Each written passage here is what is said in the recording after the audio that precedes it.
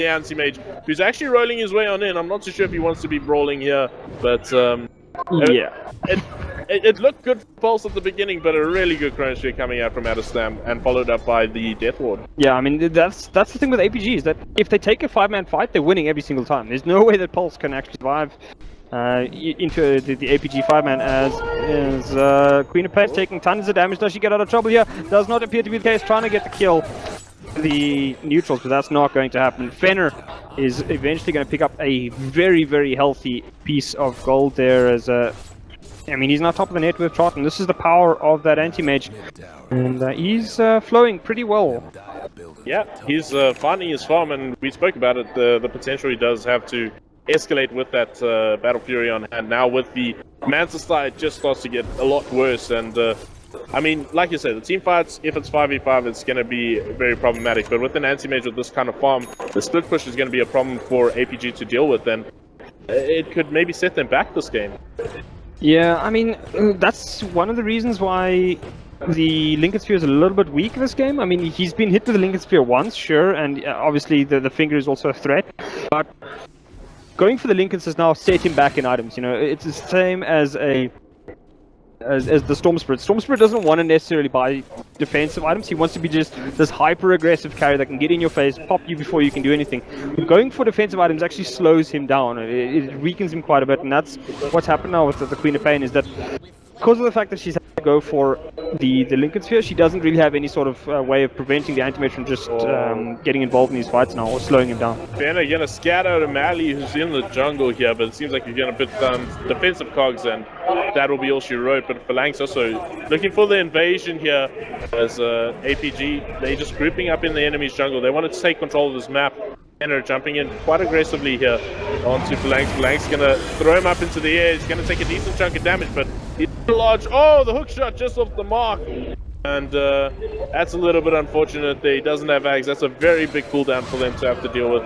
So it's going to be a bit risky, but Adestam still got that Chronosphere online with a Blink Dagger, so we do expect him to at least land a pretty decent Chronosphere to be followed up by the Witch Doctor. So maybe a fight Pulse don't want to take, maybe they let the CO2 tower go. I mean, it's not an important tower for them at this game. I mean, sure, it does mean that they have no real control of their jungle once it goes down. They got a lot of warding though, which does help them quite a lot. So they have no towers to protect themselves, but they have the wards to actually spot any sort of movement. And Fenner doing the traditional anti-mage rat push, and will get himself out of trouble. Cops a lot of damage from that Queen of Pain ulti though. Yep, Muzzy also looking to put a bit of pressure on the bot lane, forcing some rotations out. Meanwhile, Deathy's got an invis. Oh, in fact, he got the Shadow Blade here. And he's going to scatter out Adestam. I don't think that's a fight he can really win 1v1. As looks like Phalanx going to find himself in a little bit of trouble. Bob Yule's going to get a good stun out here. But a huge chunk of damage is coming out in a massive blaze. Meatball, everything committed there, even the egg, and Kronos be able to follow up, is going to look for two, and he's going to be beating away here, the Phoenix trying to get them sustained. Fenner gets locked. Oh, that's very big loss for him, but a big buff coming out here from a lot of heroes, seeing if he can get himself away, but he'll be caught out, and a 4-4-2 exchange, another one. Oh, the Doom now going to go out here onto Adestam. They're looking for the kill onto him, but Adestam taking a huge chunk of damage here. He'll lose that one. ACG might need to get himself out of here, and I mean, not a terrible fight for Pulse, but I mean, I still feel like APG did come out ahead. Well, let's check what the fight recap says. Yeah, APG did come out ahead there. I don't think it includes the Clockwork.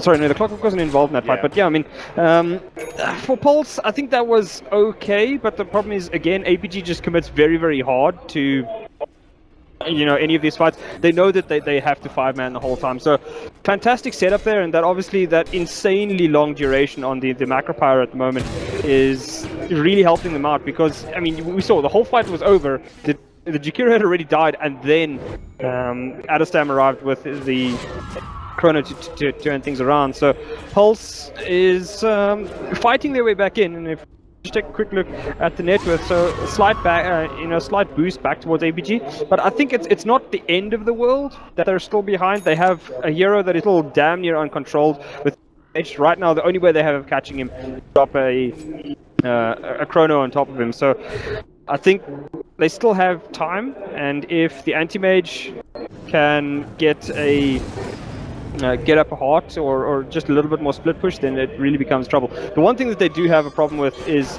obviously Anti-Mage does now have the Manta style. Oh, big fight going down here. Sargon, he's going to find himself in a bit of a pickle as he will go down, trying to de-ward a little bit here. As Adesam keeping the chase up, not a hero, he's quite slow. As ACG also keeping the chase, and looks like, oh, the Sonic Wave going to be committed here. They are going to find themselves too. And I think this is going to be it, as they will be backing themselves on out. As Fenner is in the bot lane, I don't think this is a fight that they want to take. And more than likely going to make an exchange, potentially a tier 2 for a tier 2. Anti-Mage is not keen to take any fights from now. He's probably just going to rat for most of the game. I mean, I wouldn't be surprised if he even decides to go for an early pickup of bots at the moment. He doesn't really need to fight once he's got the heart up. Can just, you know, pull APG around the map. Yeah, unfortunately we're going to get a little bit of a pause here as we have some screen issues, but looking at ACG's pickup here, looks like he's going to be going for the sheep stick, so I suppose something to control up the anti-mage once he does get that online. Like you're saying, that's maybe one of the potentials that APG have to deal with this anti-mage constantly split pushing at your map, but I do agree, once he does to travel plus the hearts online, he's going to be an absolute nuisance for APG to be dealing with. Yeah, Phalanx just clearing the creep wave, but oh, he's just going to start things off here with a Yule Scepter stun onto Fenner. No way they're killing the anti-mage now. There you go. Yeah, I thought the clock would potentially get there in time, but unfortunately not very good maneuver coming at you from Fenner, but Doom will find himself a kill into the Faceless Void. Goodness. Well out of position there, as he will go down, and I suppose they were looking for a pick off there, and Chronosphere was not used, fortunately. But Fenner now going to be scattered at you. The Cog's going to put him back a little bit, but shouldn't be too much of an issue for him to deal with. I mean, it's so difficult for them to catch Anti-Mage right now. Apologies, Sargon in a bit of trouble here, gets hookshotted down, and the follow-up is there, and Bob's going to join the fray, and that should be a very, very dead lion, and it is.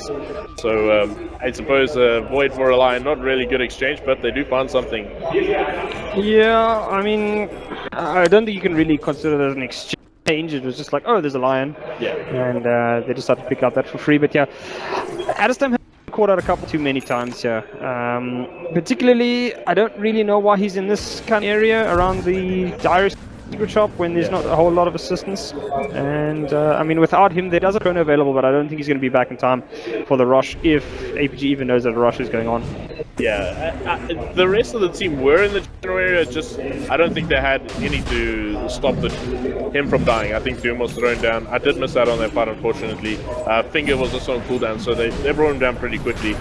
And now with this Roshan in the pocket, this is actually a decent chunk of gold as well as sustainability. If they do, they're more than likely going to put this on that teammate, as they do, and he can sort of feel free to split push as he likes. Yeah, he's going to get a lot more aggressive now. Although I don't think he really wants to get caught out in the jungle right after he's picked up the Aegis. Yeah, but looks like a smoke play coming at you from APG. Gonna see if they can scout anything out. Inner is in the bot lane here, but they are marching in the incorrect direction if they want to put him. In fact, looks like they're gonna make a quick U-turn here, see if they can catch him. He's farming up the stacks. They do have a chrono, good ice path, and he's in trouble. Sonic Wave to follow, and he's just getting locked up a little bit here. Gets the blink on out, but will he be able to survive this as he does? Oh, the hook shot's gonna land. Fenner, what a player. He throws down the cogs. That's going to secure that. And now they do have the chrono. They do want to follow it up, and it seems like that's going to be the plan here. Death Ward going to be dropped down. No one can really join the fray here. Deathy actually going to throw the Doom down on O'Malley.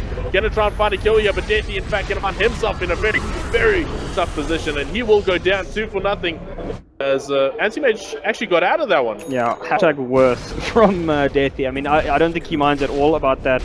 Death. They do get the tower up on top lane with Muzzy, and they get their Anti-Mage to safety after losing his Aegis there. I mean, he was damn near close to death. Unfortunately, again, they just don't really have enough lockdown for him once he blinks out of trouble. Or, you know, once a couple of pairs of lockdown that they do have is gone. And Fenner, a lucky man, because I think if they'd been able to spend a little bit less time fighting Death, he might very well have been caught out on the high ground there. I'm very surprised he got away. I actually almost gave on him completely, as we're just getting a little bit of a pack of loss issues, and hopefully it does sort itself out. But I mean, also still in this. It seems like they maybe have a decent difficult to still catch up.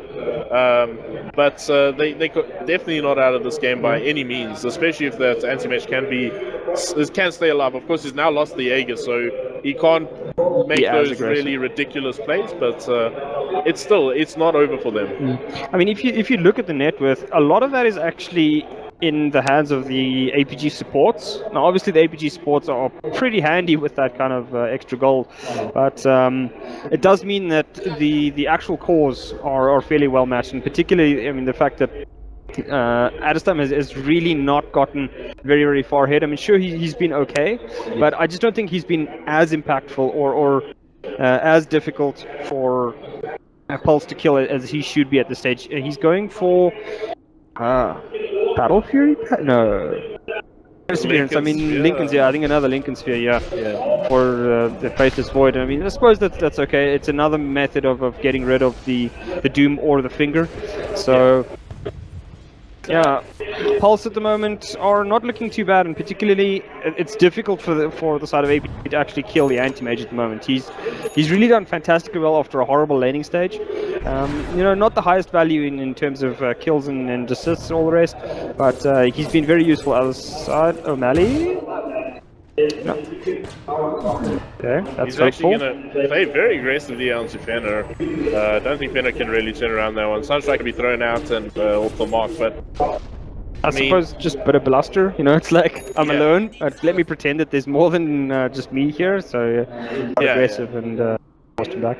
It's there's not actually all that much vision down for the side of Pulse. They only have vision in their own jungle.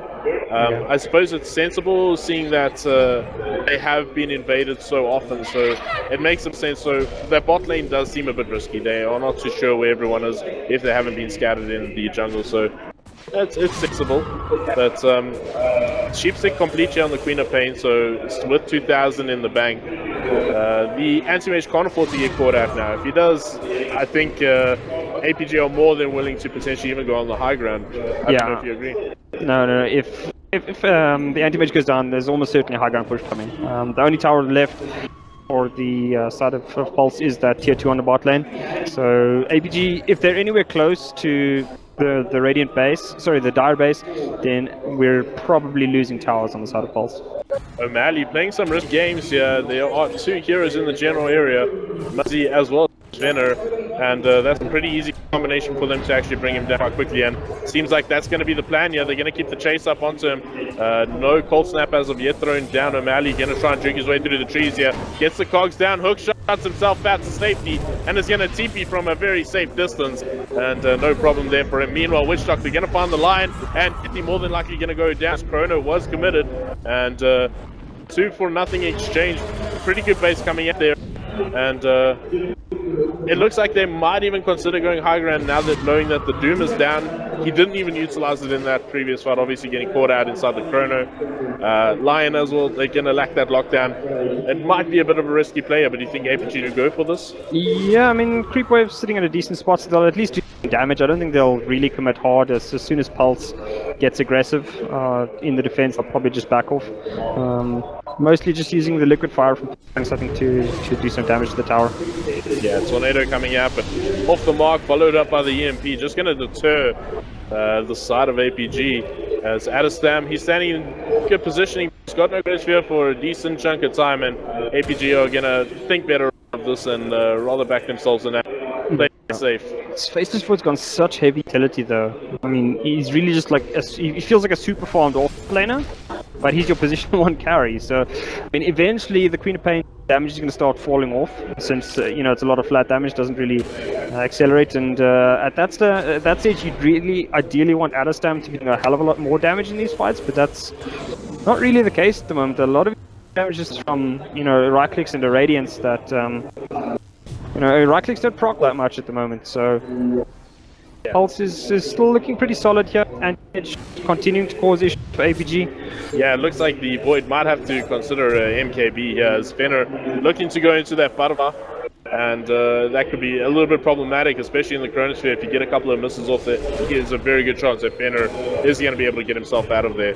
And I mean, how do you feel about the butterfly at this stage of the game? I mean, pretty good for the anti-mage. He's already pretty safe from most of other APG's other damage. They don't really have a lot of lockdown for him, so was to get into a 1v1 fight with anyone on APG, he'd probably kill them off very, very easily at the moment. Yeah, as Tier 2 Town now under a little bit of threat here, and Adestam swinging his club very slowly as the Phoenix can get those spurs landing over on him, but the Tier 2 Town should fall.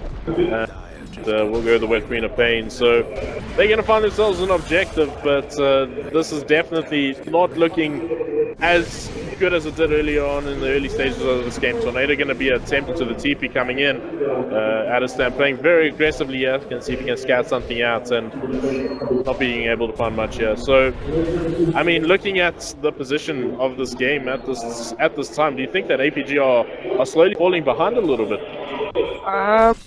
I think Pulse is catching them. They're slightly ahead as APG, but they are on a kind of downward curve. A lot of it comes down to the fact that most of their damage is now starting to top out. They have a hell of a lot of utility now, but not a lot of actual damage going the way of Pulse. I mean, they can pop just about anybody on Pulse at the moment, but it's still going to start taking them a very, very long time. Doom is getting naturally pretty tanky. He could reasonably upgrade to a little bit.